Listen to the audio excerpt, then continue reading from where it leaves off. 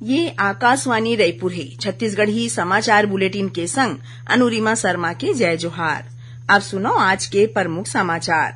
भाजपा के बड़का नेता और प्रधानमंत्री नरेंद्र मोदी काली बस्तर जिला के छोटे आमाबाल गांव में चुनावी जनसभा ला संबोधित करही। लोकसभा चुनाव के दूसर चरण में शामिल राजनांदगांव, कांकेर और महासमुंद में काली नाव वापसी के आखिरी दिन है। और बलौदा बाजार भाटापारा सड़क मार्ग में एक ठिन एम्बुलेंस ले 2 करोड़ 41 लाख रुपया कीमत के गांजा बरामद, 2 झिन आरोपी गिरफ्तार। अब समाचार विस्तार ले। भाजपा के बड़का नेता और प्रधानमंत्री नरेंद्र मोदी काली छत्तीसगढ़ के दौरा में आवत हैं, जिहां ओमन काली बस्तर जिला के छोटे आमाबाल गांव में एक ठिन चुनावी जनसभा ला संबोधित करही। भाजपा के मुताबिक एक कार्यक्रम के जम्मो तैयारी पूरा कर ले गे है। इस सिलसिला में आगू चले भाजपा के छत्तीसगढ़ चुनाव प्रभारी नितिन नबीन और भाजपा प्रदेश अध्यक्ष किरण सिंह देव समेत अन्य नेता भानपुरी क्षेत्र के आमाबाल गांवी जगह पहुंच के सभा स्थल के निरीक्षण कर ले हवे। उन्हें आज छोटे आमाबाल में बने सभा स्थल में पत्रकार मन ले गोट बात करत भाजपा नेता केदार कश्यप कहीन है कि श्री मोदी के रैली में बस्तर और कांकेर लोकसभा क्षेत्र ले बड़ भारी संख्या में भाजपा नेता और कार्यकर्ता शामिल हुई। यहाँ बता दन कि लोकसभा चुनाव के पहली चरण में 19 अप्रैल के बस्तर में मतदान हुई। उन्हें दूसर चरण में कांकेर लोकसभा सीट में 26 अप्रैल के वोट डाले जाही। भाजपा के बड़का नेता और मुख्यमंत्री विष्णुदेव साय राज्य के पहली के सरकार ऊपर आम जनता संग छलावा करे के आरोप लगाए हैं। जसपुर जिला के कुनकुरी में हुए विधानसभा स्तरीय कार्यकर्ता सम्मेलन में बोलत मुख्यमंत्री हकीन की भाजपा में साधारण कार्यकर्ता मन ला ही चुनाव लड़े के मौका दे जाथे। ओमन पार्टी कार्यकर्ता मन ले लोकसभा चुनाव में संघरा मिल के काम करे के आह्वान करीन। ओमन प्रधानमंत्री के खिलाफ कांग्रेस नेता डॉक्टर चरणदास महंत के बयान ला कांग्रेस के हताशा के परिणाम बताइन। उन्हें कुनकुरी में मीडिया ले गोट बात करत श्री साय दावा करीन कि प्रदेश में भारतीय जनता पार्टी की सरकार बने के बाद माओवाद के खिलाफ लड़ाई में तेजी आए है। ओमन कहीन कि हाले में सुरक्षा बल मन कई जिन माओवादी मन ला मार गिराए में सफलता हासिल करे हैं। उन्हें बड़कन आधुनिक हथियार घलो बरामद करे गे है। प्रदेश में लोकसभा चुनाव के दूसर चरण के तहत राजनांदगांव, महासमुंद और कांकेर लोकसभा क्षेत्र में काली 8 अप्रैल के नाम वापसी के आखिरी दिन हरे। ये दूसर चरण पर 26 अप्रैल के वोटिंग हुई। नामांकन पत्र के जांच के बाद राजनांदगांव संसदीय क्षेत्र में 19 जिन उम्मीदवार चुनाव मैदान में हैं। उन्हें महासमुंद क्षेत्र पर 18 जिन और कांकेर लोकसभा क्षेत्र ले 9 जिन उम्मीदवार चुनाव लड़ही। राज्यपाल विश्वभूषण हरिचंदन आज राजकुमार कॉलेज रायपुर के नवा छात्रावास भवन के उद्घाटन करीन। श्री हरिचंदन कॉलेज में घूमे के बाद विजिटर बुक में अपन भाव लिखीन, जेमा ओमन लिखे हैं कि राजकुमार कॉलेज में महात्मा गांधी ले लेके कई जिन बड़का मनखे पधारे रही। यहाँ के वातावरण रचनात्मकता काम करे बर प्रेरित करथे और उत्साह घलो बढ़ाथे। ए मौका में राजकुमार कॉलेज सोसाइटी के सामान्य परिषद के अध्यक्ष टी.एस. सिंहदेव और प्रबंध समिति के चेयरमैन टी.सी. देव के संगे फैकल्टी मेंबर और पढ़इया लइका मौजूद रहीन। लोकसभा चुनाव के तहत मतदाता मन ला जागरूक करे खातिर प्रदेश में ए बेरा स्वीप कार्यक्रम के चलत कई ठिन गतिविधि हुआ थे। यही कड़ी में जांजगीर के जिला प्रशासन और यूनिसेफ के सहयोग ले हसदेव के hero Yuvodaya volunteers flash mob dance के माध्यम ले मतदाता मन ला जागरूक करीन।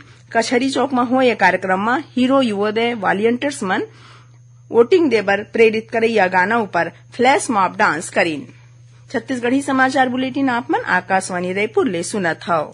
छत्तीसगढ़ के खबर ले है आपकी वास्ता और खबर के विश्वसनीयता ले है हमर वास्ता। आकाशवाणी समाचार रायपुर के प्रादेशिक समाचार बुलेटिन के संगे संग हमार समसामयिक कार्यक्रम आप रेडियो के संग अपन मोबाइल में घलो सुन सकत हव। आकाशवाणी समाचार फेसबुक, ट्विटर और यूट्यूब में घलो हावय। हमार फेसबुक पेज हरे Chhattisgarh news on AIR, Twitter handle CGAIR news और हमार यूट्यूब चैनल हरे छत्तीसगढ़ AIR न्यूज। तो अब रेडियो के संगे संग आपके मोबाइल के माध्यम ले हम आप तक पहुंचत हन। छत्तीसगढ़ के हर खबर पर सुनत रहो आकाशवाणी समाचार। अब आगू बढ़बो बांचे समाचार डहार। रायपुर में रामनगर गुड़ियारी के बिजली विभाग सब डिवीजन में बीते 5 अप्रैल के आगी लगे के मामला के जांच शुरू कर दे गए है। Chhattisgarh estate power distribution company के एग्जीक्यूटिव डायरेक्टर भीम सिंह कंवर के पगरैती में बनाए गए 6 सदस्य वाले समिति हा ये मामला के जांच करत है। आकाशवाणी समाचार ले गोड़ बात करत श्री कंवर हा बताइन कि ये जांच समिति हा आगी लगे के कारण दुर्घटना बर जिम्मेदार लोगन और ये दुर्घटना ले कंपनी ला होए वित्तीय और भौतिक नुकसान के जांच करही। संगे स्टोर ला चलाए के अल्टरनेट व्यवस्था और भविष्य में ए तरह के आने दुर्घटना मन के रोकथाम बर सुझाव के बिंदु मन में जांच करे जात है। ये जांच समिति हा हफ्ता भीतर अपन रिपोर्ट कार्यालय कार्यपालक निदेशक के आगू में पेश करही। यही बीच सब डिवीजन में लगे आगी बुझाए के काम पूरा हो गए है। प्रदेश में गांजा तस्करी करैया 2 ठीन अंतर्राज्यीय गिरोह के आज पर्दाफाश हुए है। उन्हें मामला में कुल 3 जिन मनखे ला गिरफ्तार करे गए है। पहली घटना बलौदा बाजार भाटापारा के है, जिहां आरोपी पुलिस ला झांसा देबर एम्बुलेंस में गांजा तस्करी करत रहिस। सूचना मुताबिक बलौदा बाजार भाटापारा सड़क मार्ग के पटपर चौक में नाकाबंदी करके पुलिस 108 एम्बुलेंस गाड़ी ला रोकिस और जब गाड़ी के जांच करेगिस त एमा ले 2 करोड़ 41 लाख रुपया ले ज्यादा के करीबन 7.5 किलो गांजा बरामद करेगी। उन्हें दुरुक के रेलवे पुलिस गांजा तस्करी के आरोप में एक जिन मनखे ला गिरफ्तार करे है। एकर तिरले 68 किलो ले ज्यादा गांजा बरामद करे गे है, जेकर अनुमानित कीमत करीबन 13,65,000 बताए गए है। पुलिस के मुताबिक मुखबिरी ले मिले सूचना आधार में मंडल टास्क टीम और आरपीएफ पूरी अहमदाबाद एक्सप्रेस ट्रेन ले ए मनखे ला घेराबंदी करके पकड़े रहीस। ए मनखे अंतर्राज्यीय गांजा तस्करी गिरोह बर काम करथे, जौन गांजा बेचे बर उत्तर प्रदेश जात रहीस। जांजगीर चांपा जिला के बहराडी के बिहान की गंगे मैया स्व सहायता समूह के माई लोगिन मन बड़ी बनात बेरा एक ठे नवा प्रयोग करके अपन कारोबार ला आगू बढ़ाए हैं। एमन बीते कई बछर ले नीम फूल के बड़ी बनाए के काम करत हैं, जेकर कीमत किलो पाछू 1,000 रुपया तक के है। फिर बाजार में एकर अब्बड़ डिमांड घलो है। समूह के पगरैत लक्ष्मी यादव और सचिव पुष्पा यादव बताइन कि बछर में एके घाव गर्मी के मौसम में ओमन ला भरपूर मात्रा में नीम के फूल मिलथे, जेकर ओमन बड़ी बनाथे। उन्हें समूह के मायलोगिन मन मुनगा, फुटू और अरम पपैया ने पपीता के संगे आने जिनिस के बड़ी बनाए के बढ़िया प्रॉफिट लेवत हैं। बनाए गे जिनिस ला बेचे बर जांजगीर में सी मार्ट बनाए गे है। संगे बहराडी गांव में चलत किसान स्कूल में घलो ए सबके बिक्री होवत है। कबीरधाम जिला में स्थित ऐतिहासिक भोरमदेव मंदिर में आज ले भोरमदेव महोत्सव शुरू हो गए है। 2 दिन वाले महोत्सव की शुभारंभ काली विशेष पिछड़ी जनजाति के बैगा नृत्य संग हुई। एकर बाद स्कूली लइका और कलाकार मन कई ठिन लोक पारंपरिक कार्यक्रम पेश करीन। जिला कलेक्टर श्री जन्मेजय महोदय बताइन कि ऐतिहासिक, पुरातात्विक, पर्यटन और जन आस्था के रूप में जगह के भारी महत्व है। यह साल भर देश के संगे विदेश में रहवैया और घरेलू पर्यटक घूमे बर आथे। भोरमदेव मंदिर के पुजारी बताइन कि मान्यता मुताबिक भोरमदेव मंदिर में हर एक बछर होली के बाद 1314 तिथि के भोरमदेव महोत्सव मनाए जाथे। बेमेतरा जिला के राष्ट्रीय राजमार्ग क्रमांक 30 में आज 2 ठीन ट्रक के आपस में भिंडत ले दोनों ट्रक में आगी लग गई। मिले जानकारी मुताबिक बैजी गांव तीर एक ठीन ट्रक सड़क तरी खड़ी थीस, तबे एक ठीन आने ट्रक पाछू डहार ले आके ओला टक्कर मार दीस।